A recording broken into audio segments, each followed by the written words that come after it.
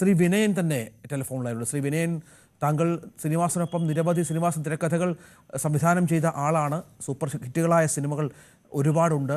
ശ്രീനിവാസൻ്റെ ഒരു തിരക്കഥാകൃത്ത് എന്ന് ഓർത്തെടുക്കുമ്പോൾ എന്തൊക്കെയാണ് പ്രത്യേകതകളായി താങ്കൾക്ക് തോന്നിയിട്ടുള്ളത്? ശ്രീനിവാസനെ സംബന്ധിച്ച് പറയുകയാണെങ്കിൽ എന്താ പറയുക, ഒരു പകരക്കാരനില്ലാത്ത മലയാള സിനിമയിലെ അതുല്യ പ്രതിഭയായിരുന്നു ശ്രീനിവാസൻ എന്നുള്ള കാര്യത്തിൽ യാതൊരു സംശയവുമില്ല.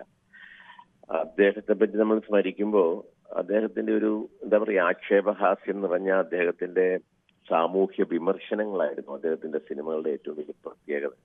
അത് മലയാള സിനിമയും മലയാളവും ഉള്ളിടത്തോളം കാലം നമുക്ക് മറക്കാൻ പറ്റില്ല. തനിക്ക് പറയാനുള്ള കാര്യങ്ങൾ സിനിമകളിലൂടെ, അത് സിനിമയിലാണേലും അതിന് പുറത്താണേലും മുഖം നോക്കാതെ കാര്യങ്ങൾ പറയാൻ പറ്റുന്ന, മുഖത്ത് ആരുടെയും അപ്രിയമാണോ അവർക്ക് അല്ലെ അവർക്ക് ഇഷ്ടക്കേടാകുമെന്നൊന്നും ചിന്തിക്കാതെ തന്റെ അഭിപ്രായങ്ങൾ പറയാൻ ചങ്കുറ്റമുള്ള ഒരു കലാകാരൻ കൂടിയായിരുന്നല്ലോ ശ്രീനിവാസൻ.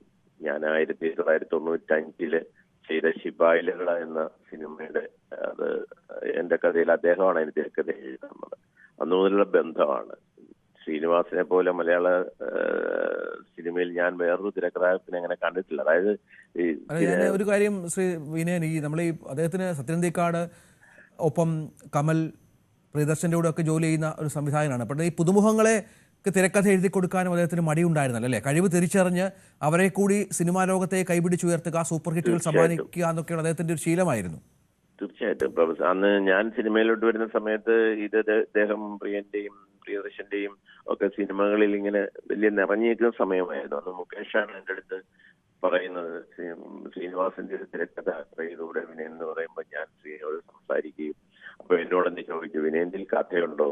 ഞാൻ ഭയങ്കര തിരക്കിലാണ്, എനിക്ക് നിന്ന് തിരിയാൻ സമയമില്ല, കഥയുണ്ടെങ്കിൽ ഞാൻ നോക്കാം എന്ന് പറയുകയും ഞാൻ അങ്ങനെ ഒരു കഥ പറയുകയും ശ്രീനിവാസൻ അദ്ദേഹത്തിന്, അതാണ് ശ്രീനിവാസൻ അങ്ങനെ താങ്കൾ പറഞ്ഞ പോലെ അതിനടുത്ത് വരുന്ന ആൾക്കാരെ കൂടെ സഹകരിക്കാൻ ഹെൽപ്പ് ചെയ്യാനൊക്കെ ഒരു മനസ്സുണ്ടായിരുന്നു.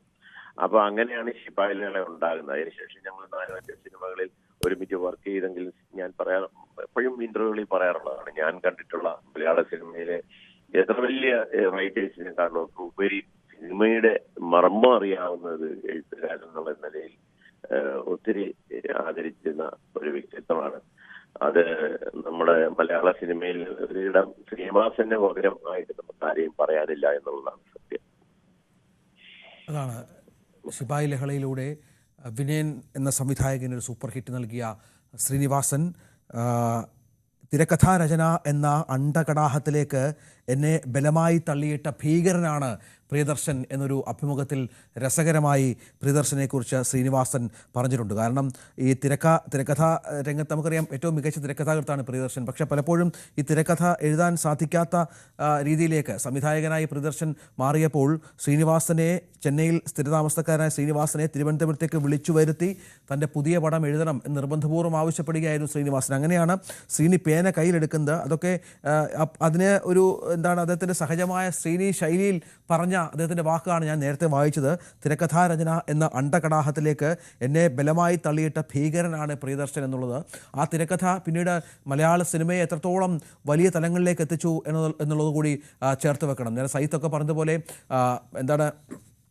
ഫിലിം ഇൻസ്റ്റിറ്റ്യൂട്ടിൽ രജനീകാന്തിനൊപ്പം പഠിച്ചിറങ്ങിയ നടൻ, രജനി എന്ന സൂപ്പർ താരത്തോട്, മെഗാ താരത്തോട് എപ്പോഴും ഒരു വിളി മാത്രം അകലെ ബന്ധമുള്ള ഒരു നടൻ. മലയാള സിനിമയിൽ മാത്രമല്ല തമിഴിലും തെലുങ്കിലുമൊക്കെ അറിയപ്പെട്ടിരുന്ന അദ്ദേഹത്തെ തിരക്കഥകളൊക്കെ വലിയ ചർച്ചയായിട്ടുണ്ട്.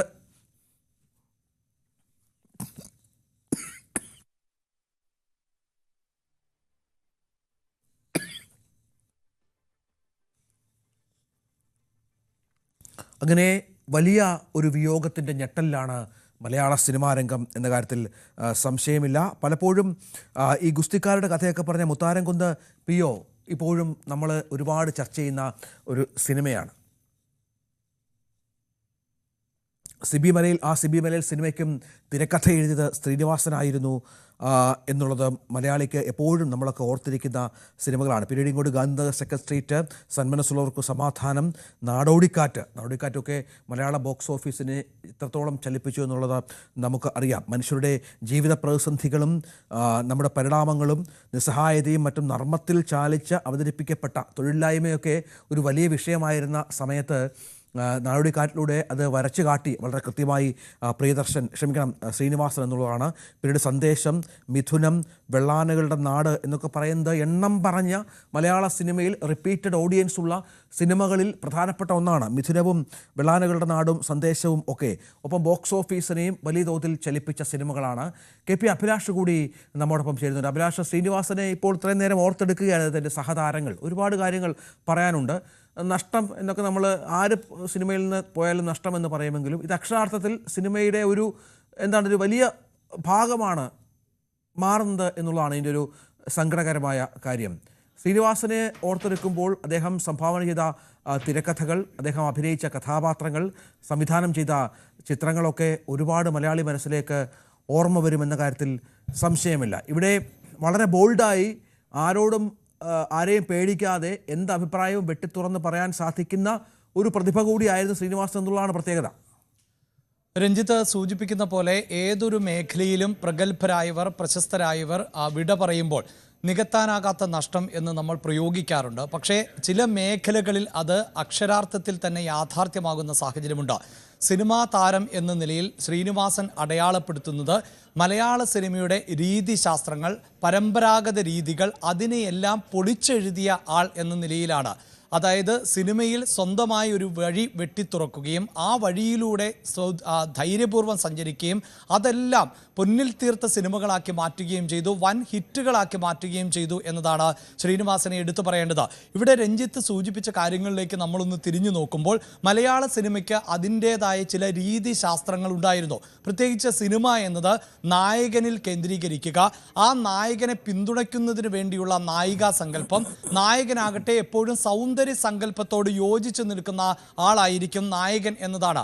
നമ്മൾ ഒരുപക്ഷെ മലയാളത്തിൻ്റെ ഇന്നലകൾ പരിശോധിച്ചാൽ ഒരു പരിഹാസ്യനായ കഥാപാത്രം ഒരു പ്രധാന വേഷത്തിലെത്തുന്ന ഒരു നായകനെ നമുക്ക് കാണാൻ സാധിക്കില്ല. ഒരു വിഡ്ഢിവേഷത്തിൽ എത്തുന്ന, സമൂഹം പുച്ഛിച്ചു തള്ളുന്ന അത്തരത്തിലുള്ള വേഷങ്ങളൊന്നും ഒരു സമയത്ത് മലയാളത്തിലെ മുഖ്യധാരാ നായകന്മാർ ഒന്നും തന്നെ ഏറ്റെടുക്കാൻ തയ്യാറായിരുന്നില്ല.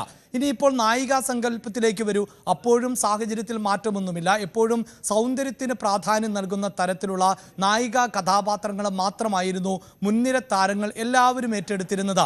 അവിടെയാണ് വ്യത്യസ്തമായ പ്രമേയങ്ങൾ അവതരിപ്പിക്കുകയും ആ പ്രമേയങ്ങളെ താൻ തന്നെ ഏറ്റെടുക്കുകയും ചെയ്തത് എന്നതാണ് വളരെ കൃത്യമായി നമുക്ക് പറയാൻ സാധിക്കുന്നത്.